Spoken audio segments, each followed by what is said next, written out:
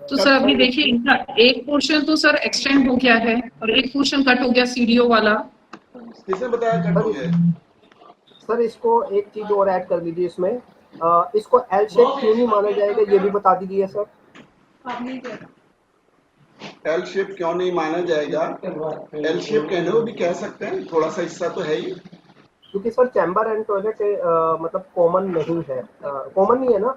नहीं, ये नहीं, आप ही का है, कॉमन आपका है। ये वाली स्टेयर्स कॉमन है, यहाँ से लेकर यहाँ तक। स्टेयर्स बस कॉमन है। तो सर ये एल शेप का मतलब आप बताइए सर, मैंने तो एल शेप का माना है। आप एल शेप भी मान लेंगे तो क्या बुराई है, लेकिन आप इसको जो है सेंटर निकालेंगे तो इसकी सीध में सेंटर निकालेंगे। ये रहा, इसकी सीध में यहाँ से यहाँ पे सेंटर निकालेंगे। क्यों, ये भी आप पूछ लो। हमें कट पोर्शन ज्यादा है, कट पोर्शन हमारा अधिक है और कंस्ट्रक्शन पोर्शन कम है, तो इसलिए हम इससे सीधा, ये तो बिल्कुल सिंपल है। अभी तो बहुत टेढ़े मेढ़े आएंगे, जो एक्सपेक्टेशन करोगे इससे भी ज्यादा टेढ़े मेढ़े होंगे। तो सर जो हमारा कट पोर्शन हो गया उसके लिए हमें कोई रेमेडी नहीं करनी है, वो उसको सीधा मानकर चलना है केवल। कट कहाँ हुआ? कट तो जब होता जब आप इसे यहाँ से लेते, इसको यहाँ से लेते, जब आप कट कहलाता। हाँ सर, चैम्बर और टॉयलेट एक्सटेंडेड पोर्शन में आएगा सर। हाँ, ये देखिए कट आप जब मानते जब ये सीधा होता, जब आप कहते इतना बड़ा कट है मेरा। हाँ जी। लेकिन कट ज्यादा नहीं हो सकता, हम फिर ज्यादा वाला हमेशा कंसीडर करते हैं जो अधिक हो। तो हमने अधिक वाले को कंसीडर किया है और इसको सीधा। अब ये एक्सटेंडेड पोर्शन आ जाएगा, आपका बढ़ा हुआ एरिया। बढ़े हुए को घटाना है, बेटे वाली थ्योरी यूज करनी है, पापा बेटे की थ्योरी आपको डालनी है, बैलेंस हो गया। कहाँ कमी है? हाँ सर, उसको उस तरीके इसको बैलेंस कैसे करेंगे सर? पापा बेटे की थ्योरी से। सर एक मैप मैंने भी भेजा था, उसको देखेंगे थोड़ा। हाँ, कट इसमें एक देखने में कोई चिंता नहीं है, एक पे काम डिस्कशन करो, इनकी इंक्वायरी पूरी हो जाए फिर आगे। सर इसमें जो आपने बताया वो जो एक्सटेंडेड पोर्शन है उसको ट्रीटमेंट के लिए पापा बेटे की थ्योरी इसमें कैसे लगाएंगे अपन सर? कलर यूज करेंगे। अच्छा, कलर ऑब्जेक्ट सामान कुछ भी बेटे का कलर यूज कर लो, कम हो जाएगा। अंदर में देना है कि बाहर में देना है कलर? ठीक है। कहाँ पे? और सर ये जो कर्व वाला पोर्शन है, हाँ, जो कर्व वाला पोर्शन है, इसको भी हम पूरा रेक्टेंगल कंसीडर कर रहे हैं। हाँ, तो जब आप बार चार्ट बनाएंगे ये बहुत ज्यादा वेरिएशन नहीं आएगा, क्योंकि कोनों की दिशाएं ज्यादा बढ़ जाती है, तो इक्वल है। ओके। तो सर हमें कट इसमें सर ये जो कर्व है इसमें पूरे ग्लासेस हैं ब्लैक, तो वो इफेक्ट करेंगे। व्हाइट ग्लासेस है वो सेकेंडरी मैटर है, इस दिशा में आ रहे हैं उस दिशा का इफेक्ट करेंगे। ओके, ये सर नॉर्थ में आ रहा है, तो नॉर्थ में ब्लैक जा सकता है पापा बेटे। ओके, ये तो आप सर ये एक चीज बताइए सर, ओवरहेड टैंक का मतलब सर जमीन के ऊपर होता है? और क्योंकि मेरे को पता नहीं है सर, ये थोड़ा मेरे को बता दीजिए ओवरहेड टैंक कहाँ होता है? अंडरग्राउंड तो जमीन के नीचे हो गया, ये जमीन से ऊपर, ये जमीन के ऊपर, और जो छत के ऊपर है उसको हम टेरेस वाला मान रहे हैं। नहीं, वो ओवरहेड टैंक वही है ना, जमीन के ऊपर ओवरहेड ही हुआ ना। नहीं, जो छत के ऊपर है उसे ओवरहेड कहेंगे जी, ओवरहेड सिर के ऊपर। अच्छा, और जो नॉर्मली ऐसे ही अगर जमीन पर ही रखा होता है, मतलब जमीन पे ही जो ग्राउंड फ्लोर पर रह रहे हैं और उन्होंने छत की बजाय जमीन पर ही अगर पानी की टंकी लगा ली हो तो उसे भी ओवरहेड कहेगी? नहीं, ओवरहेड उसे नहीं मानेंगे, वो आपके सिर के ऊपर नहीं है, वो केवल उस दिशा में स्टोरेज आ जाएगी। ओके, ये क्लियर हो गया? हाँ, आप कुछ पूछो इसमें। एक्सटेंडेड एरिया को हम बेटे का कलर लगाकर उसको बैलेंस करेंगे, सिंपल तरीका है। हाँ ठीक है, थैंक यू सर। ओके, अब दूसरे मैप पर बात करें। हाँ बताइए सर।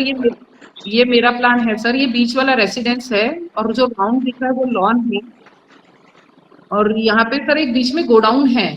अच्छा, एक चीज बताओ, इसका साइज क्या है? साइज तो ध्यान में नहीं है सर मुझे, मतलब मैंने लिखा था बट नहीं, तो आपने बनाया किस रेशियो में बनाया? हाँ नहीं सर, साइज बनाया था सर, वो कंप्यूटर में था साइज, एक्चुअली साइज मिटा के बनाया था मैंने। अंदाजा है सर? अंदाजे तो यहाँ से वहां तक के 150 फीट होगा। 150 फीट। और ये वाला एरिया सर कौन सा चौड़ा? ईस्ट का एरिया? हाँ, ये वाला एरिया हाँ 80 फीट होगा, 70 फीट तो 50, हाँ 67 फीट, 72 है। ये 70 हो गया, और ये 150 हो गया। क्या क्या ये चौड़ाई जो दिखाई दे रही है, क्या इसकी डबल दिखाई दे रही है आपको? जी। हाँ हाँ हाँ जी, लगता है कि इसकी डबल है ये? हाँ लगती तो नहीं। डबल से ज्यादा भी लग रही है। आप यहाँ से यहाँ तक नापेंगे और इसका डबल कर देंगे तो मुझे लगता नहीं है डबल आ जाए।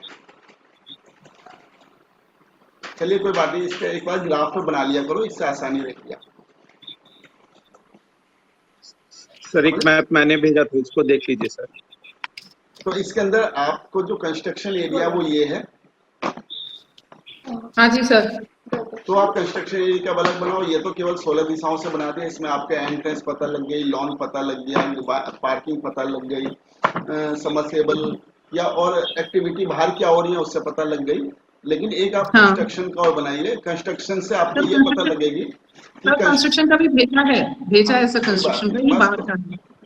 सर इसमें एक क्वेश्चन था कि सर इसमें गोडाउन है, ये सर कॉर्नर में नॉर्थ साउथ ईस्ट में गोडाउन है। ये वाला हाँ जी। तो सर इसको हम घर का हिस्सा मानेंगे या कट हिस्सा मानेंगे? नहीं, घर का हिस्सा कैसे हो सकता है?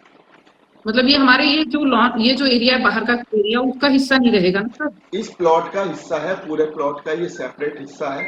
आपको ये पता है ये हाँ किस दिशा में आ रहा है, उस हाँ दिशा के हिसाब से ट्रीट करेंगे और हाँ इसको इस दिशा के हिसाब से ट्रीट करेंगे। ये घर पता है किस दिशा में आ रहा है, ये आपको ये हाँ बताता है।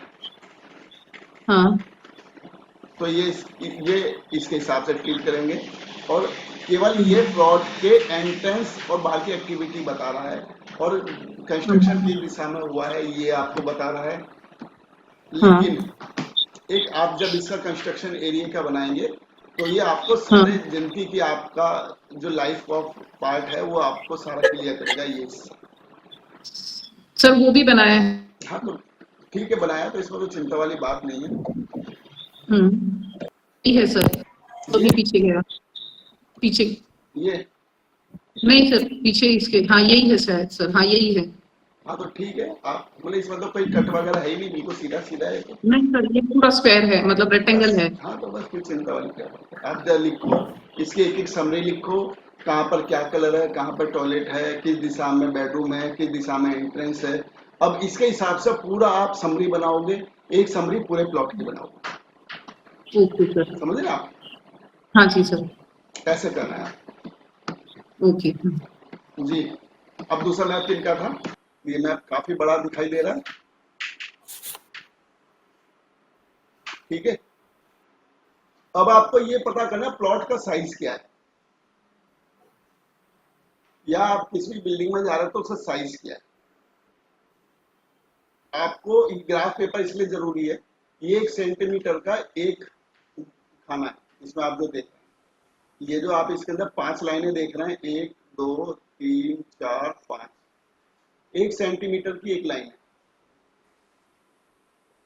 तो इसलिए आपको आसानी होती है किसी भी चीज को करने में।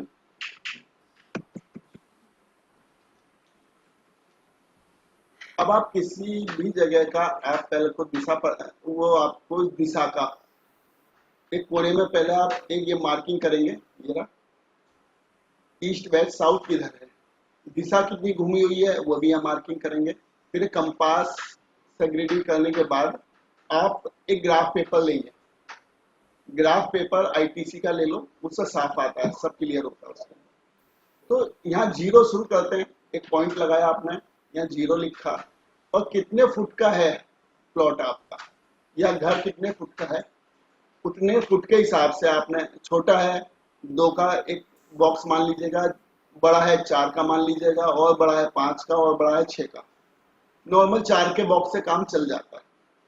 जैसे अभी आपका घर था 150 square feet by 75 square feet, तो उसमें आपको ज्यादा का बॉक्सेस लेने पड़ेंगे, हो सकता है 6 के 7 के 8 के, वो कंफर्टेबल हो जो ले सकते। यहाँ पे हम देख रहे हैं ये 49 स्क्वायर फीट का है और 34 स्क्वायर फीट और 49 स्क्वायर फीट एरिया है।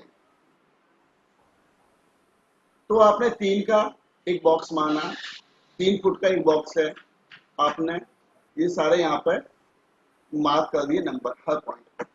ऐसे आपने इधर मार्क किए, ऐसे आपने इधर मार्क किए और ऐसे आपने इधर मार्क। फिर आप लेते हैं एक पेपर पर, एक रफ पेपर ले लो। आपने एक रफ पेपर लिया और उसमें जैसे घर बना हुआ है उसके हिसाब से एक कच्चा ड्रॉ कर लिया। फिर उसकी यहां से यहां तक नापा कितना एरिया है, ये दीवार नापी। जितनी इसमें दीवारें नजर आ रही हैं ये सारी आपने दीवारें नापी।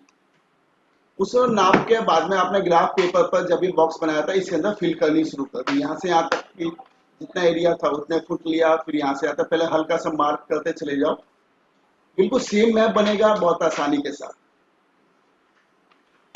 जो आप बहुत आसानी के साथ बना सकते हो। देखता हूँ कोई अगर मैप है तो राउंड कच्चा मैप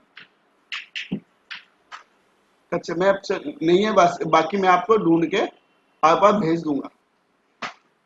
ये आपकी समझ में आ गया होगा। आप इसको कैसे इसे ड्रॉ करेंगे। इसके अंदर केवल 16 लाइनें होनी चाहिए, 16 लाइनों से ज्यादा हमें लाइनें नहीं चाहिए। जैसे ये है सोमपाल जी का मैप है, ये भी ऐसी है। इसके अंदर सारे यहाँ बॉक्स बनेंगे। यहाँ पे आप मेजरमेंट आप लिखेंगे कितने स्क्वायर फीट का है और उसके अंदर जितने जितने स्क्वायर फीट के हैं सब यहाँ आप फिल कर देंगे। कहाँ एंट्रेंस है, कहाँ पर क्या सामान है, फिर वो या तो फिल कर सकते हैं, बहुत अच्छा है, नहीं तो आप इसको देखकर ठीक कर लेंगे। केवल 16 दिशाएं होंगी, इसके अलावा इसमें कुछ नहीं होगा। क्योंकि अगर इसमें जितनी कम लाइनें होंगी उतना आप आसानी से मैप पढ़ सकते हैं। अगर आपने ज्यादा मैप भर दिया तो ऐसी स्थिति हो जाएगी, क्योंकि बहुत सारे मैप इतने बहुत बारीक होते हैं कि आप उन्हें पढ़ ही नहीं सकते। जैसे इतना बारीक मैप है, अगर इसके अंदर ज्यादा लाइनें आप बना देंगे तो आप पढ़ नहीं पाएंगे खुद ही।